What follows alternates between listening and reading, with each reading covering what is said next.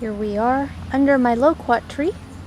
It's April 14th, 2015, and I've made a few little changes under here.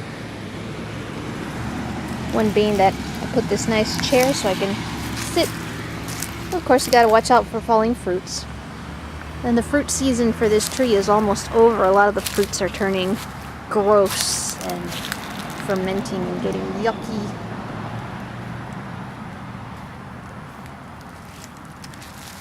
But I've got these nice low-hanging branches, and I've put some of the Hoyas in here. And for those of you that are Hoya experts or have more experience with this than I do, I figured I'd put them here to get the rain and to get a little bit of sunlight, not as much, because I want to use the other loquat tree for my Nepenthes, and was wondering if this was all right for them. They'd be happy in here. They wouldn't get watered as much. They would be reliant on whatever nature gives them. This is a cinnamon folia, and this one is, well, let you guys look at that if it wants to focus. And I think this one is starting to get some new growth. Just finally, I'm glad it's doing something. Hopefully it'll get bigger and get fuller. Okay, this is the younger, smaller tree, loquat tree. And this is the one that I had most of my cuttings of Hoyas on, like this one.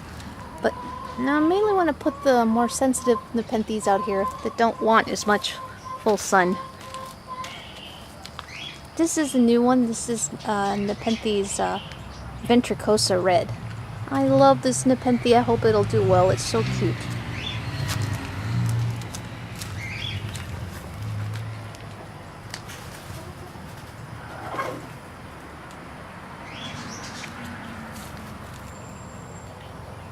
So that's the big loquat tree where I'm thinking of moving the Hoyas to. If that's too much shade and not a good idea, let me know. Otherwise, I would like to move the Hoyas that are here and put them under that tree, and then have this be for Nepenthes, because then the hose is really close and I can just water them right here. Okay, a lot of stuff has come up in the seed trays I put, and I'm really happy. These are squirting cucumbers. This is a snake gourd. And soon I gotta get them out of here because they're not happy in the pots. They're growing so fast they're getting root bound. Bunch of different types of tomatoes in here, like blue tomatoes, black currant tomatoes, cherry tomatoes, chocolate cherries, all kinds of neat stuff. A lot of these are growing out in the front yard. Got an Indonesian bottle gourd, which I've been trying to grow. Haven't had much success. They start well, but they've never made good fruits for me. These are melons of tiger melon. I don't remember what these are. We got a loofah growing. I got this one from Loofah Info. And then these little mini, I mean these are tiny, are wild cucumbers. Melothria pendula, native here to Florida. That's a Zucca gourd. I gotta get that out of there. It's getting root bound. And these are ivy gourds, a whole bunch of ivy gourds. I think they'll do well for me this year. And in this bunch, I think we've got a loofah here and another snake gourd. So good. Lots of good stuff this year. Sarracenias are doing well. This flower from this hybrid, unknown hybrid.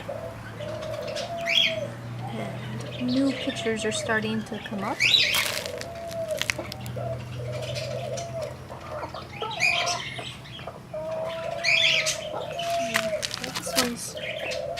Starting to open.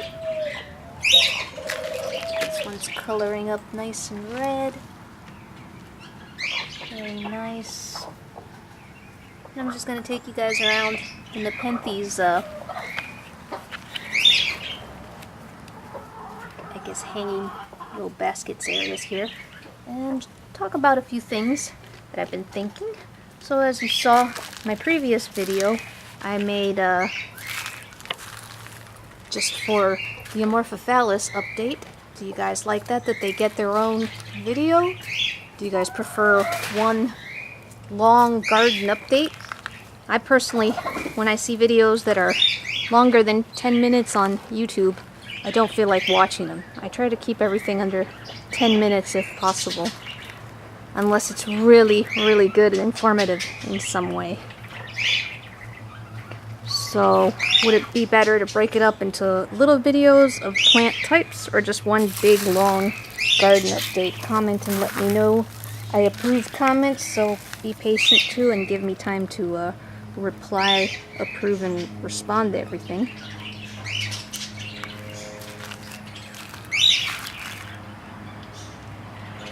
This guy's gonna open soon. I love Cassiana. They're a pretty plant.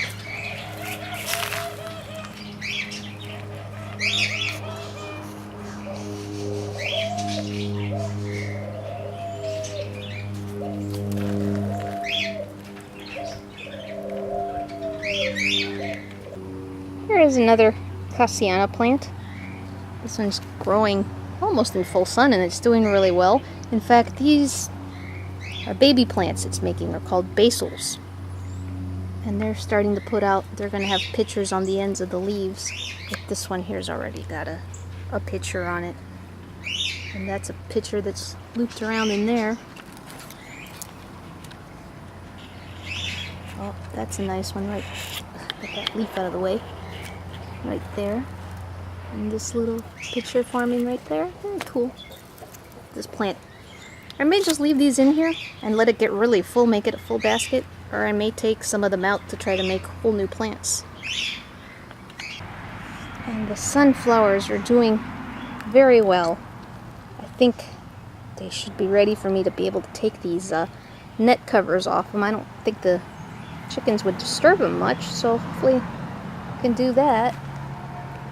And that's it for the garden update for this time, pretty much. Next time I'm hoping that I'll have an update on the dragon fruits once I get them planted in the ground, and maybe some of the tomatoes will be out front. Alrighty, signing off.